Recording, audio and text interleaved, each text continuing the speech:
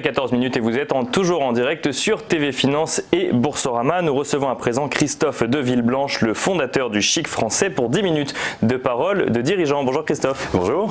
Alors, est-ce que vous pouvez nous présenter le Chic Français, Christophe? Oui, alors le Chic Français est né en 2017 sur le salon MIFEXPO, le salon du Made in France, en alliant les savoir-faire de plusieurs marques qui partagent cette même passion du Made in France. Et alors, parce que vous-même, vous aviez créé une marque française avant de fonder le Chic Français qui s'appelait Aquila Paris exactement.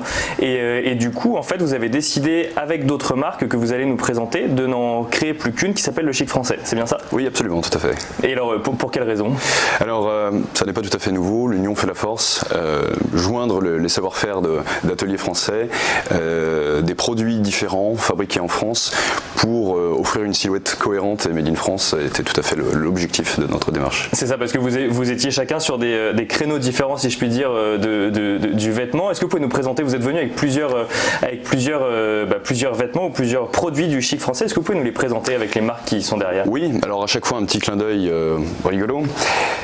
Saint-Crispin, créé en 2008 par un groupe d'étudiants d'HEC pour lutter contre le fléau de la chaussette dépareillée et la chaussette perdue, et bien tout simplement un petit bouton pression là sur la base de la chaussette, sous l'élastique, permet de joindre les chaussettes et de ne plus jamais les perdre. Et de ne plus les perdre quand on les met dans la machine, exactement. Effectivement. Alors après nous avons Belt 52 qui est le spécialiste de la ceinture tressée. La ceinture tressée, initialement fabriquée pour les golfeurs, elle est élastique, donc elle accuse parfaitement la silhouette, le mouvement, et déclinée en 52 modèles. Donc cette ceinture tressée est réalisée dans les Deux-Sèvres et dans le Tarn, tandis que les chaussettes sont fabriquées dans la région de Limoges et également en Saône-et-Loire. Et nous avons les marinières, la marinière tricolore en l'occurrence, un accessoire, un vêtement intemporel, symbole du chic à la française. Et nous avons également une autre paire de manches, ce sont des boutons de manchette. Chez l'homme, on n'a pas beaucoup d'endroits pour un petit peu de bijoux et de fantaisie. Le bouton de manchette représente ce petit clin d'œil qu'on va adapter en fonction des circonstances. Là, il s'agit en fait de mécanismes de montre à qui on va redonner une seconde vie. C'est une sorte de recyclage en quelque sorte de montres de qualité, Longines, Omega, Rolex, etc. que l'on va monter en bouton de manchette et donc avoir ce petit clin d'œil pour les passionnés d'horlogerie. Ce sont également des boutons en galucha. Le galucha, c'est du cuir de raie, la peau de poisson. C'est le cuir le plus résistant au monde. C'est assez étonnant, assez méconnu, mais c'est un matériau utilisé dans la maroquinerie de luxe notamment. Ce sont aussi des boutons en bois précieux, bois exotique et de nombreuses autres créations que nous développons au fur et à mesure. Et tout ça entièrement made in France, du coup. Exactement, tout à fait. Et donc vous nous avez dit que ça venait de Limoges, ça vient c'est créé dans toute la France? Oui, dans toute la France, dans les 4 coins de l'Hexagone, en Bretagne pour les marinières et les polos.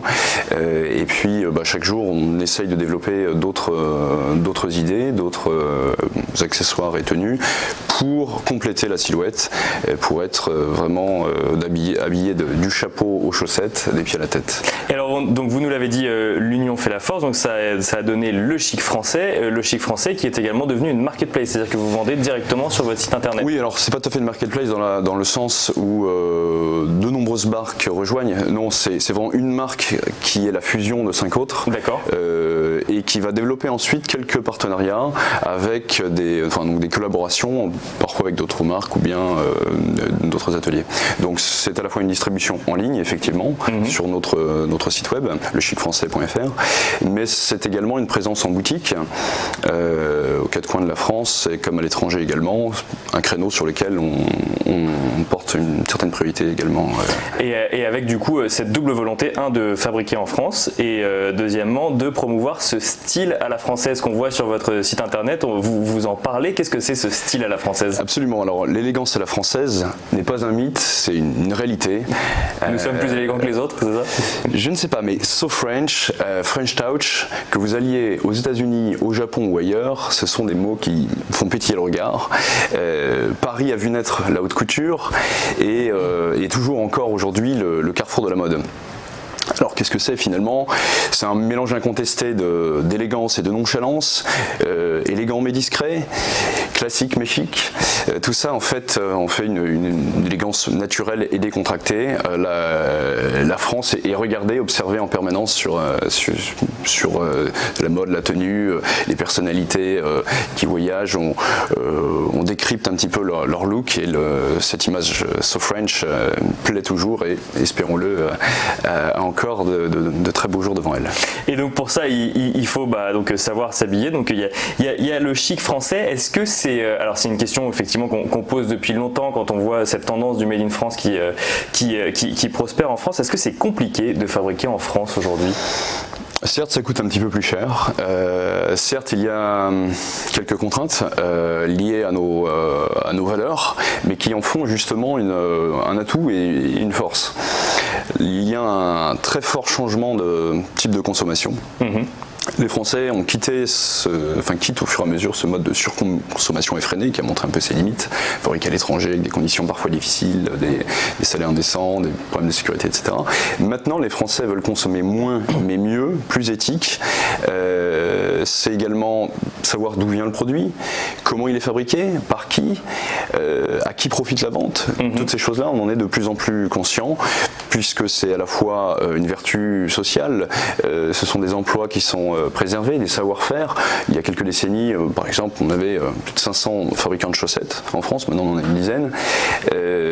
Certains savoir-faire ont failli disparaître. Et maintenant, le fait qu'il y a un petit vent de patriotisme en quelque sorte qui souffle sur la France, peut-être lié à certains événements difficiles, mais aussi à des victoires, la Coupe du Monde, et puis des ambassadeurs célèbres aux quatre coins du monde aussi, eh bien, ça n'est plus du tout ringard de porter du Made in France. Ça l'a été pendant quelques temps, les Français l'ont boudé, et maintenant le Made in France revient sur le devant de la scène. Il y a aussi un impact écologique qui est important. Bien sûr. Une paire de chaussettes qui est fabriquée à quelques dizaines ou centaines de kilomètres de chez vous n'a pas le même impact que venant de l'autre bout de la planète avec un impact carbone et un certain nombre de choses qui ne sont plus forcément souhaitables dans notre monde actuel. Alors vous l'avez dit, il y a quelques contraintes quand on veut faire du Made in France, pour autant les produits sont là, donc c'est des contraintes qui sont que l'on peut dépasser. Est-ce que vous pouvez nous en dire un petit peu plus justement pour que en tant que consommateur on comprendre en fait ce que veut dire créer en France pour un entrepreneur français et ce que veut dire quand acheter un produit Made in France? L'entrepreneur, à mon sens, est passionné aussi par le défi. Donc le Made in France, c'est un paquet de défis. C'est aussi une somme de passion et mêler le tout fait disons cet amour du produit exactement. Il s'agit de proposer des produits convaincants à des prix accessibles. Bien sûr. Donc mêler à la fois les savoir-faire mais aussi une petite touche différente à chaque fois avec une communication originale, un petit peu décalée, des choses que l'on ne retrouve pas ailleurs, et puis aussi revoir parfois le circuit classique de distribution pour essayer de s'adapter et puis de maîtriser l'ensemble de ses coûts. Vous échangez de temps à autre avec les gens qui portent les produits du chic français? Bien sûr. Ce sont les meilleurs ambassadeurs et ça nous permet effectivement, en dialoguant à la fois avec ceux qui les portent, ceux qui ne les portent pas également, savoir qu'est-ce qui plaît, qu'est-ce qu'on peut améliorer. C'est une écoute permanente pour adapter le produit au marché et puis aux envies donc, du consommateur. Et c'est eux qui peuvent vous donner les prochaines tendances du chic français, du coup du style à la française? Tout à fait. Même si on va se baser parfois sur quelques intemporels, une chemise blanche à poignée mousquetaire pour arborer de beaux boutons de manchette, une marinière déclinée en plusieurs couleurs et puis tous les autres accessoires que j'ai cités, eh bien il est important d'apporter des nouveautés régulièrement évidemment. Un mot peut-être sur des nouveautés ou des projets que vous avez en cours au sein du chic français aujourd'hui? Eh bien, actuellement, l'idée est de pouvoir habiller des pieds à la tête. Donc, il y a certains produits sur lesquels nous ne sommes pas encore présents. Donc là, on a des chaussettes, des boutons de manchette, une marinière, une ceinture. Oui, il manque peut-être un pantalon. Alors peut-être que vous l'avez pas apporté. Alors le pantalon, pas encore. Nous cherchons justement des ateliers et des marques avec qui développer des collaborations. Mais ce sont maintenant quelques chapeaux également.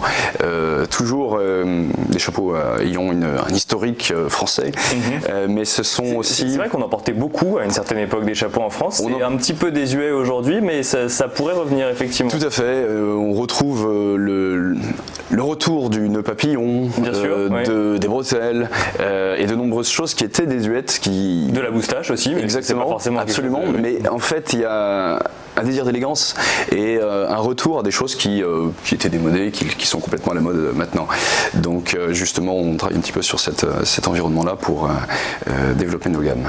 Donc l'objectif pour les prochaines années, c'est de développer effectivement les gammes du chic français. Ça veut dire que quoi? Ça veut dire que vous allez ouvrir à d'autres marques ce chic français qui vont venir, qui vont rejoindre du coup cette nouvelle marque qui est le chic français?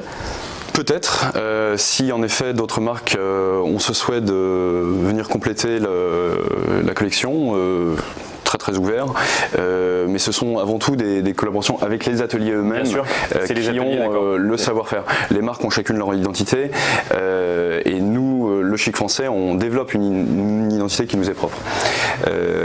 Donc notre souhait c'est surtout de développer la distribution, être connu de tous et être accessible dans différentes villes, à la fois en ligne mais surtout physiquement également dans les boutiques. Et donc si je comprends bien ce que vous nous dites, c'est que la difficulté en fait pour développer de nouveaux produits, c'est de trouver les ateliers qui soient capables de le faire aujourd'hui en France. Tout à fait. C'est pas la volonté d'acheter, c'est pas la volonté des entrepreneurs de s'y mettre, c'est d'avoir les ateliers qui sont capables, qui puissent créer le produit. Oui, mais ça c'est à nous d'aller les trouver, à eux peut-être aussi de communiquer de temps en temps, mais c'est à nous d'aller les trouver et donc on a ce souhait effectivement au travers de salons, de voyages en France dans les différents villages vers les ateliers, de trouver de nouvelles idées et puis trouver les savoir-faire. Les médias ont un rôle également très important pour le développement du Made in France, puisque le média va nous permettre de montrer ce que c'est, quelles sont les vertus justement de ce Made in France, et donc on a un atout considérable en France grâce à formidables médias et des salons qui permettent d'être visibles. D'être visible et justement de faire connaître le Made in France et de montrer que c'est possible, et vous nous l'avez montré, puisqu'il y a un certain nombre de produits Made in France que l'on peut déjà trouver aujourd'hui pour devenir un ambassadeur du style français. Merci beaucoup Christophe de Villeblanche, je rappelle que vous êtes le fondateur du Chic Français.